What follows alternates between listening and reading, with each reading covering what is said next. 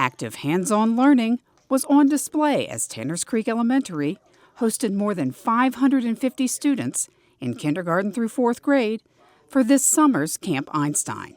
This innovative 4-week program challenged motivated youngsters to explore new subject areas and sharpen their problem-solving skills through creative lessons provided by teachers and community partners. What we try to do at camp is to give kids a spark and let them see the teachers create their own curriculums, and they are writing classes about what they're passionate about. So we want the kids to see that you can take your passion and develop it into a career. With 30 stimulating classes available to students and teachers, it's easy to see why everyone involved is so enthusiastic about participating in Camp Einstein. I want them to have fun. I want them to think and be creative. The art resin class is a class where the students use their creativity with exploring with colors and exploring with different materials to use, such as glitter and stones, to create their own resin product. It was very cool. It was elephant toothpaste. It was a lot of fun. We got to see something happen that